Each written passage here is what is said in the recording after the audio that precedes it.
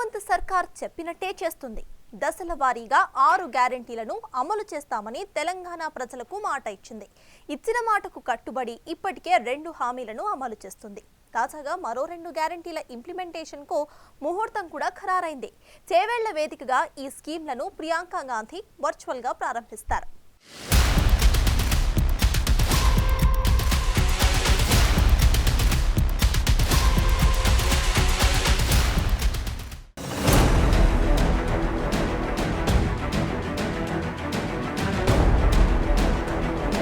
వంద రోజులు 6 గ్యారెంటీలు.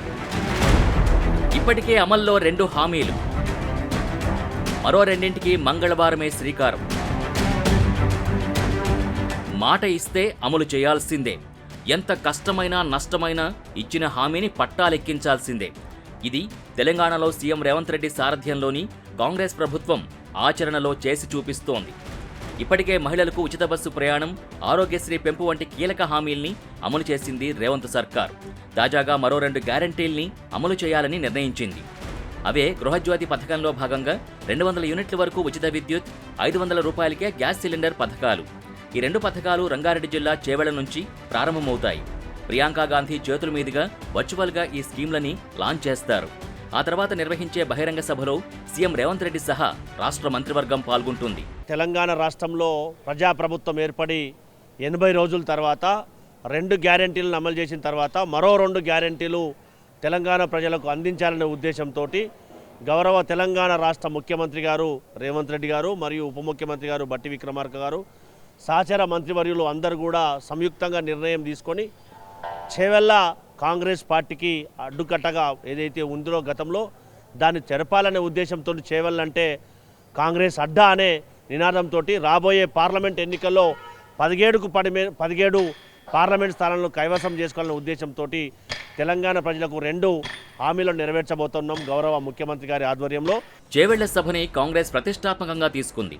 ఇప్పటికే చేవెళ్లలో ఇందుకు సంబంధించిన ఏర్పాట్లన్నీ పూర్తయ్యాయి. సభలో దాదాపుగా 150,000 మంది మహిళలు పాల్గొనబోతున్నారు. ఇందుకోసం 6 భారీ జర్మన్ హ్యాంగర్స్ ఏర్పాటు చేశారు. దాదాపుగా 200 మంది కూర్చునేలా ప్రధాన సభాస్థలిని తీర్చిదిద్దారు.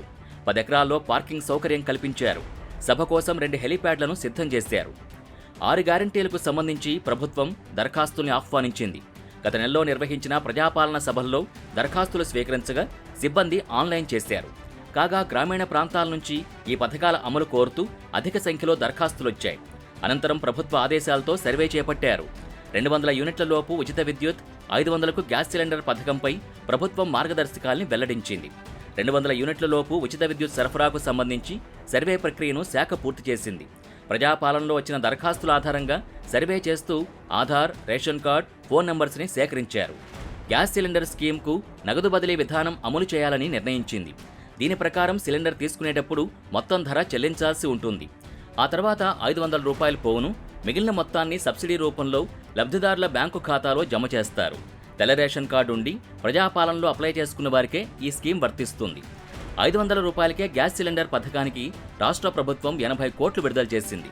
ఈ మొత్తాన్ని ప్రభుత్వం ఆయిల్ మార్కెటింగ్ కంపెనీల ఖాతాల్లో జమ చేస్తే పథకానికి అర్హులైన వినియోగదారుల రీఫిల్లింగ్ సమయంలో సిలిండర్ డబ్బులు మొత్తం చెల్లించిన తర్వాత గ్యాస్ కంపెనీలు రియంబర్స్ చేస్తాయి. ఇందుకోసం తొలి విడతగా 80 కోట్లు ప్రభుత్వం విడుదల చేస్తూ పరిపాలనా అనుమతులు మంజూరు చేసింది. నగదు బదిలీ వెనుక సీఎం రేవంత్ మాస్టర్ స్ట్రాటజీ ఉంది. నగదు బదిలీతో కేంద్రం ఎంత వసూలు చేస్తుందో తెలంగాణ ప్రజానీకానికి క్లియర్గా తెలుస్తుంది. దీనివల్ల కేంద్ర ప్రభుత్వం అధిక మొత్తంలో గ్యాస్ సిలిండర్కు డబ్బులు వసూలు చేస్తున్నా రాష్ట్ర ప్రభుత్వం తమకు నగదును చెల్లిస్తుందన్న భావన జనాల్లో కలుగుతుంది. లేకుంటే కేంద్ర ప్రభుత్వమే 500 రూపాయలకు గ్యాస్ సిలిండర్ ఇస్తుందన్న అపోహ ఏర్పడుతుంది. ఎన్నికల సందర్భంలో ఇచ్చిన హామీ మేరకు నేరుగా లబ్ధిదారుల ఖాతాల్లో డబ్బులు చెల్లించాలని ప్రభుత్వం నిర్ణయించింది. గ్యాస్ పథకం కింద రాష్ట్ర వ్యాప్తంగా 40 లక్షల మంది లబ్ధిదారులున్నట్టు గుర్తించింది. ప్రజాపాలనలో తెల్ల రేషన్ కార్డు ద్వారా దరఖాస్తు చేసుకున్న వారికే ఇది వర్తిస్తుంది. గృహజ్యోతి స్కీమ్ పైన సర్వే ప్రక్రియను విద్యుత్ శాఖ పూర్తి చేసింది. ప్రస్తుతం రాష్ట్రంలో 1,31,48,000 డొమెస్టిక్ విద్యుత్ కనెక్షన్లున్నాయి. వీటిలో నెలకి 200 యూనిట్ల లోపు వాడేవి దాదాపు 1.05 కోట్ల వరకు ఉన్నాయి. ఈ కనెక్షన్స్ నుంచి ప్రతి నెల కరెంటు బిల్లులపై విద్యుత్ పంపిణీ సంస్థలకి సుమారు 350 కోట్ల ఆదాయం వస్తోంది. ఈ 1.05 కోట్ల ఇళ్లకి కరెంటు ఉచితంగా ఇస్తే ఈ సొమ్మంతా డిస్కమ్లకు రాష్ట్ర ప్రభుత్వమే చెల్లించాల్సి ఉంటుంది. ప్రస్తుతం రాష్ట్రంలో ఒక యూనిట్ కరెంట్ సరఫరాకు యావరేజ్గా 7.07 ఖర్చవుతోంది. అయితే 200 యూనిట్లు వినియోగించే వారికి ప్రస్తుతం సగటు వ్యయం కంటే తక్కువ ఛార్జీలే వసూలు చేస్తున్నారు. ప్రస్తుతం ఉన్న వినియోగాన్ని బట్టి ఏడాదికి 4,200 కోట్లు డిస్కమ్లకి రాష్ట్ర ప్రభుత్వం చెల్లించాల్సి ఉంటుంది. యావరేజ్ సప్లై కాస్ట్ ప్రకారం చెల్లించాల్సి వస్తే ఇంకా ఎక్కువ నిధులు సమకూర్చాల్సి ఉంటుంది. ఇచ్చిన మాట ప్రకారం గ్యారంటీల్ని దశలవారీగా అమలు చేస్తుండటంపై కాంగ్రెస్ నాయకులు హర్షం వ్యక్తం చేస్తున్నారు. ఇది మాటల ప్రభుత్వం కాదని చేతుల ప్రభుత్వం అని చెప్తున్నారు. 6 హామీల అమలుపై ప్రతిపక్షాలు చేసిన విమర్శల్ని రేవంత్ సర్కార్ పట్టించుకోలేదు. పక్కా ప్లానుడుగా తన పని తాను చేసుకుంటూ వెడుతోంది. ఇప్పుడు ఈ 2 హామీల అమలుతో బీఆర్ఎస్ నేతల నోళ్లకి తాళం పడినట్టే అని కాంగ్రెస్ నేతలు చెప్తున్నారు. గతంలో కూడా ఏదైనా మాట ఇస్తే తప్పకుండా ప్రజల పక్షం నిలబడుతున్న కాంగ్రెస్ పార్టీ అనేది రుజువు చేసుకోవడం జరిగింది. మరో 2 గ్యారెంటీలు ప్రధానంగా పేదలకు ఉపయోగపడేటువంటివి. మరో 2 ప్రధాన గ్యారెంటీలు పేదలకు ప్రధానంగా ఉపయోగపడే 500 రూపాయలకే గ్యాస్ సిలిండర్. 2014 కంటే ముందు యూపీఏ ప్రభుత్వంలో 450 నుంచి 500 రూపాయలకి సిలిండర్ దొరికేది.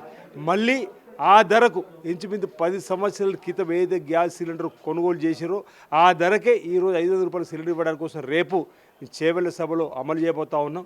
మొత్తంగా గ్యారంటీల అమలుకి కాంగ్రెస్ ప్రభుత్వం టాప్ ప్రయారిటీ ఇస్తోంది. ఇప్పటికే 2 అమలు చేసిన రేవంత్ అండ్ టీం మంగళవారం నుంచి మరో 2ంటిని ట్రాక్ ఎక్కిస్తుంది. లోక్సభ ఎన్నికల్లో ఈ 2 హామీల అమలు ప్రభావం ఖచ్చితంగా ఉంటుంది. అందుకే ఆలోగానే గ్యారంటీల అమలుకు పకడ్బందీ ఏర్పాట్లు చేశారు.